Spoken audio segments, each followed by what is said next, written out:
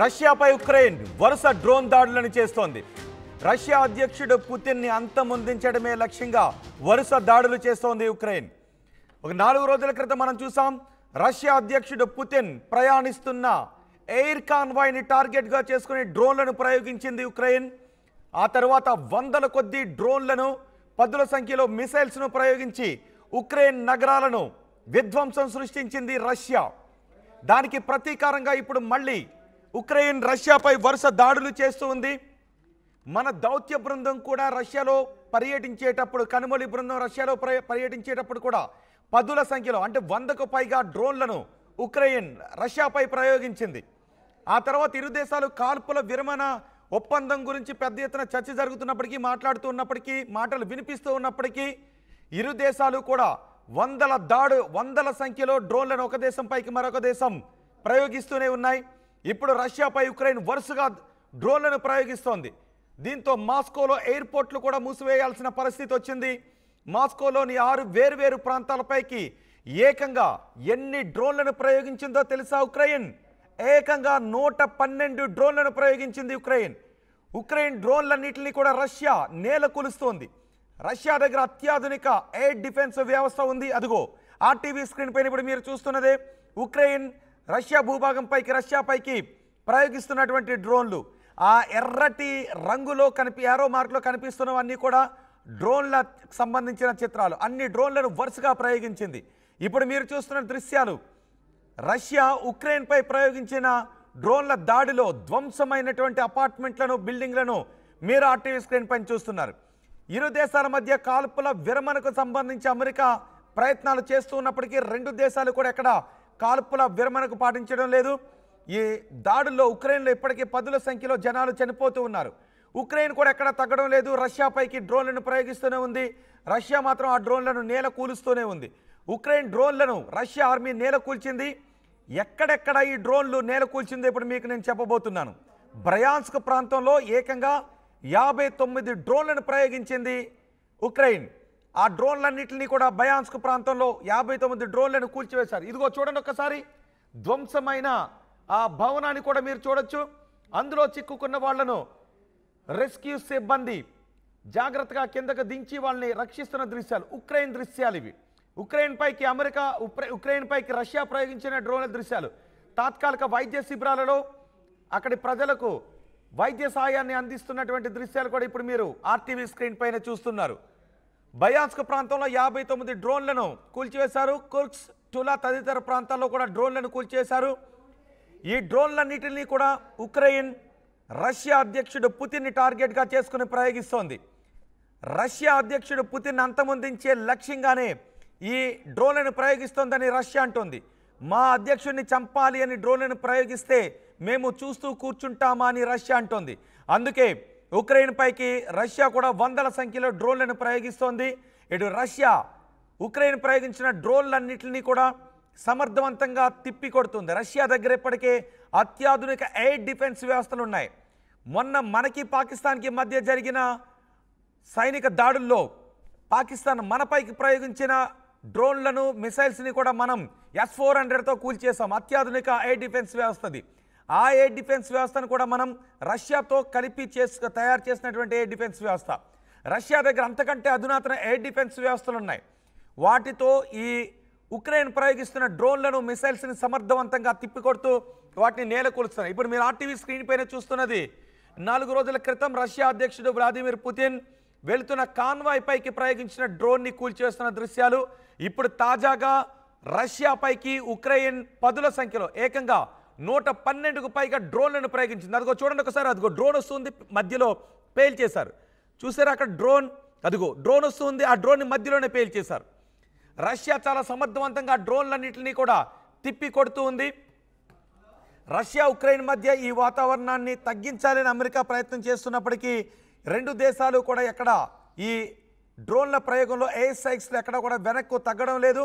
ఉక్రెయిన్లో పదుల సంఖ్యలో భవనాలు నాశనం అవుతున్నాయి. పదుల సంఖ్యలో సాధారణ పౌరులు కూడా చనిపోతున్నారు. అదే సమయంలో ఒక్కొక్కటిగా ఉక్రెయిన్కు సంబంధించిన గ్రామాలను కూడా రష్యా ఆక్రమించుకుంటూ వస్తుంది.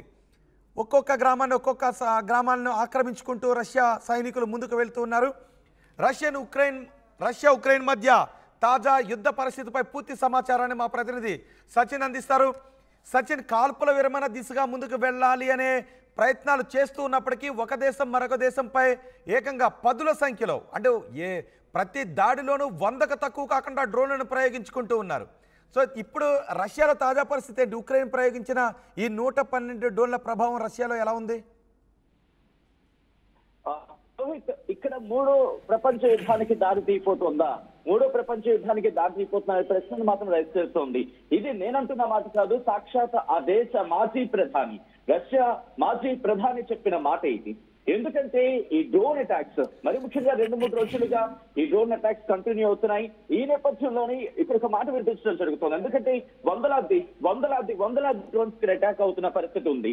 ఇంకా 900 డ్రోన్లు నిన్న కాక మొన్న అటాక్ చేసిన తర్వాత ఈ రోజు 100కు పైగా డ్రోన్స్ అటాక్ కి సంబంధించి మాట్లాడుతున్న సందర్భం. సో ఈ సినారియోలోనే ఇప్పుడు మాట్లాడుతున్న పక్షంలో ఇక్కడ మాస్కోకి సంబంధించి ఒక కీలకమైన ఎయిర్పోర్ట్ ని టార్గెట్ చేసినట్టుగా ప్రస్తుతం అంతోంది. మాస్కోకి సంబంధించి ఉంకోవా అలాగే జుకోవ్స్కై ఈ 2 ఎయిర్పోర్ట్లను కూడా టార్గెట్ చేస్తున్న నేపథ్యంలో వాటికి సంబంధించి డైవర్షన్స్ కి వెళ్తున్న పరిస్థితి ఉందంటే అర్థం చేసుకోవచ్చు. దాంతో పాటు లేకపోతే అక్కడ దాడి చేసిన పక్షంలోనే ప్రతిదాడి చేస్తున్నామంటే చెప్తున్న పరిస్థితి ఉంది. పైగా మనం ఉపయోగించిన పరిస్థితి ఉంటే, సో ఈ సినారియోలో అంటే ఒక పక్క 900 డ్రోన్లు ప్రయోగించిందంటే చర్చ జరుగుతుంది. మరొక 100 డ్రోన్లు నిన్న కాక మన 2 రోజుల వ్యవధిలోనే 100 డ్రోన్లు టార్గెట్ చేశారు. ఈ రోజు మీరందరిగా కొద్ది గంటల క్రితం ఇటు యుక్రెయిన్ రష్యా అధ్యక్షుడు పుతిన్ కి సంబంధించిన కాన్వాయ్ మీద దాడి జరిగినట్టు మాట్లాడుతున్న సందర్భంలో ఈ వరుస సినారియోలు చూస్తూ ఉంటే కనుక ఇది ఈ కాన్ఫ్లిక్ట్ కి సంబంధించి కొత్త టర్న్ తీసుకునే అవకాశం ఉంది. ఎందుకు నేను ఈ మాట అంటున్నానంటే, డొనాల్డ్ ట్రంప్ నిన్న కాక మొన్న కొద్ది గంటల క్రితం ఆయన ఒక అంశాన్ని ప్రస్తావించడం జరిగింది. రష్యా యుక్రెయిన్ కి సంబంధించి మాట్లాడుతున్న సందర్భంలో రష్యాని ఒక మాట అన్నాడు, యూఆర్ ప్లేయింగ్ విత్ ఫైర్, అంటే నువ్వు నిప్పుతో చెలగాట మాడుతున్నావు అంటూ పుతిన్ ని ఉద్దేశించి అనడం అసలు ఏం జరుగుతోందనేది, అంటే ఇక్కడ మళ్ళీ దీన్ని రెచ్చగొట్టే ప్రయత్నం జరుగుతోందా, యుక్రెయిన్ దాడులు చేయడం, యుక్రెయిన్ డ్రోన్ దాడులు పెంచడం, దాంతో పాటు డొనాల్డ్ ట్రంప్ అనే వ్యక్తి రష్యా మాట్లాడతారు. ఎందుకంటే రష్యాకి అమెరికాకి పడి సాగదు కాబట్టి అటువంటి సందర్భంలో అన్నాడంటే ఓకే. బట్ కొద్ది రోజుల క్రితం ఇదే వ్యక్తి రష్యాకి యుక్రెయిన్ కి సంధి కుదిర్చే ప్రయత్నం చేశాడు. రియాక్ట్ అయింది. మరి ముఖ్యంగా రష్యాకి సంబంధించిన మాజీ ప్రధానులు సైతం రియాక్ట్ అయ్యి నిప్పుతో చెలగాట వాడడం, ఆ ప్రమాదం సంగతి పక్కన పెట్టు, అసలు ప్రమాదం అది కాదు, అసలు ప్రమాదం ఇది మూడో ప్రపంచ యుద్ధాన్ని చూసుకొని చెప్పి ఇండైరెక్ట్ గా వార్నింగ్ ఇవ్వడమే. అంటే ఇటు రష్యాలో కూడా పుతిన్ కి మద్దతు పెరుగుతున్న పరిస్థితి ఉంది. సో యుక్రెయిన్ కి సంబంధించి డ్రోన్ అటాక్స్ కి తీవ్రతరం చేస్తున్న పరిస్థితులు ఉన్నాయి. సో ఈ కాంటెక్స్ట్ లో ఈ రోజు జరుగుతున్న వరుస దాడులు కావచ్చు, ఎక్కువ 100 సంబంధించి కావచ్చు, అఫ్కోర్స్ అక్కడ వాళ్ళ ఇంటర్సెప్టర్స్ పనిచేస్తున్నాయి. దాంతో పాటు వాళ్ళ ఎయిర్ డిఫెన్స్ సిస్టమ్ కూడా ఆ స్థాయిలోనే స్ట్రాంగ్ గా ఉంది. అలా చెప్పి యుక్రెయిన్ కి సంబంధించి వీక్ గా ఉందంటే యుక్రెయిన్ ఎక్కడి నుంచి వస్తా ఉంది. ఇన్నాళ్ళు కొద్ది రోజుల క్రితం వరకు కూడా సంధి కుదుర్చుకున్న ప్రయత్నాలు ఉన్నాయి. యుక్రెయిన్ ఒక్కసారిగా ఆయుధ సంపద ఎక్కడి నుంచి వస్తున్నాయి, ఒక్కసారిగా డ్రోన్స్ ఎక్కడి నుంచి వస్తున్నాయి మారాయి గ్లోబల్ లెవెల్లో. సో ఇప్పుడు రష్యా మీద అటాక్ కి సంబంధించి మాట్లాడుతున్న సందర్భంలో ఆ రష్యన్ అథారిటీస్ కూడా చెప్పడం జరుగుతోంది. మరి ముఖ్యంగా సందర్భంలో ఒకసారి మళ్ళీ యుక్రెయిన్ అధ్యక్షుడు జెలెన్స్కీ విషయాన్ని ఇక్కడ ప్రస్తావించే ప్రయత్నం చేస్తాను. ఎందుకంటే వ్లాదిమిర్ జెలెన్స్కీ బుధవారం ఆయన అంటే ఈ రోజు దాంతో పాటు అక్కడ జర్మన్ ఛాన్సలర్ తో పాటు మరొక ప్రయత్నాలు చేస్తున్నారు. ఇక్కడ ఆయన పర్యటనలో వెళ్ళడం చాలా కీలకంగా మారింది. ఎందుకు జర్మనీ గురించి మాట్లాడుకున్న సందర్భం అంటే ఒకనొక టైంలో అమెరికా కూడా యుద్ధం జర్మనీ కాస్త ఇప్పుడు రైట్ సచిన్, రష్యాపై ఉక్రెయిన్ వరుస డ్రోన్ దాడులు చేస్తోంది. అంతేకాదు రష్యాలో ఉన్న సుదూర ప్రాంతాలను లక్ష్యంగా చేసుకొని లాంగ్ రేంజ్ క్షిపణులను కూడా ఉక్రెయిన్ ఉపయోగించే అవకాశం ఉంది అని తెలుస్తోంది. ఎందుకంటే ఇప్పటికే జర్మనీ ఛాన్సలర్ చెప్తూ ఉన్నారు. జర్మనీ ఛాన్సలర్ ఫ్రెడరిక్ మెర్జ్ ఉక్రెయిన్పై ఉన్న ఆంక్షలను ఎత్తివేస్తున్నామని చెప్తున్నారు. తన ఆత్మరక్షణ కోసం ఉక్రెయిన్ రష్యాలో సుదీర్ఘ ప్రాంతాలను కూడా టార్గెట్ చేసుకోవచ్చని, రష్యాపై సుదీర్ఘ ప్రాంతాలను టార్గెట్ చేసే విషయంలో ఉక్రెయిన్పై కొన్ని ఆంక్షలు విధించాయి. అయితే ఇప్పుడు ఎటువంటి ఆంక్షలు లేవు అని అమెరికా, బ్రిటన్, ఫ్రాన్స్ చెబుతూ ఉన్నాయి. మా నుంచి ఉక్రెయిన్పై ఎటువంటి అభ్యంతరాలు ఆంక్షలు లేవని, ఆత్మరక్షణ కోసం రష్యాలో ఏ ప్రాంతాన్నైనా కూడా ఉక్రెయిన్ టార్గెట్ చేయొచ్చు అని చెబుతూ ఉన్నాయి.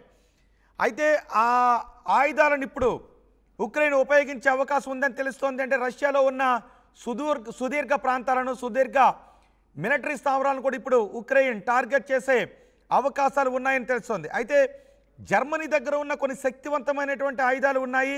వాటిని ఉక్రెయిన్కి ఇప్పుడు ఏమన్నా సప్లై చేస్తుందా లేదా? టారస్ లాంటి శక్తివంతమైనటువంటి క్షిపణులు ఉన్నాయి జర్మనీ దగ్గర, వాటిని ఇప్పుడు ఉక్రెయిన్కి ఇస్తుందా లేదా అనే విషయంలో కూడా సందిగ్ధత నెలకొంది. జర్మనీ తన దగ్గర ఉన్న అధునాతన ఆయుధాలను ఇస్తుందా అనేది. అయితే అమెరికా, బ్రిటన్, జర్మనీ, ఫ్రాన్స్ లాంటి దేశాలు ఉక్రెయిన్పై లాంగ్ రేంజ్ క్షిపణులను ఉపయోగించి ఆంక్షలను తొలగించడంతో ఈ ఉక్రెయిన్ ఇప్పుడు ఏం చేస్తుంది అనే విషయంపై పెద్ద ఎత్తున ప్రపంచవ్యాప్తంగా ఆందోళన వ్యక్తమవుతోంది. ఇప్పటికే ఉక్రెయిన్ ఎక్కడ కూడా తగ్గడం లేదు. సుమారు 3 సంవత్సరాల నుంచి యుద్ధం జరుగుతుంది. 2002 నుంచి రష్యా ఉక్రెయిన్ మధ్య యుద్ధం జరుగుతూనే ఉంది.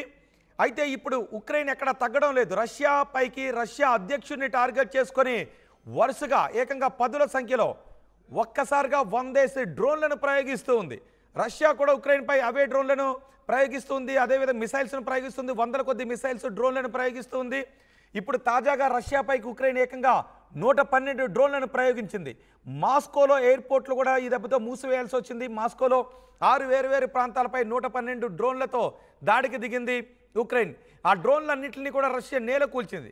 ఏకంగా బయాన్స్క్ ప్రాంతంలోనే 59 డ్రోన్లను నేలకూల్చింది. కుర్క్స్, టులా తదితర ప్రాంతాల్లో డ్రోన్లను కూడా కూల్చివేసింది. ఇప్పుడు జర్మనీ, బ్రిటన్, ఫ్రాన్స్, అమెరికా లాంటి దేశాలు మీ స్వీయ రక్షణ కోసం ఎటువంటి ఆంక్షలు లేవు అని చెబుతున్న నేపథ్యంలో ఉక్రెయిన్ ఇంకా ఎటువంటి దాడులకు పాల్పడుతుందో, అది ఎటువంటి యుద్ధానికి దారితీస్తుందనే ఆందోళన ప్రపంచవ్యాప్తంగా కనిపిస్తోంది. ఒకవేళ ఇది 3వ ప్రపంచ యుద్ధానికి దారితీస్తుందా అనే అనుమానాలు కూడా వ్యక్తమవుతూ ఉన్నాయి. ప్రపంచంలో ఏ మూల ఏ క్షణం ఏం జరుగుతుందో వేగంగా తెలుసుకోవడానికి తొలి వెలుగు వాట్సాప్ ఛానల్ని ఫాలో చేయండి.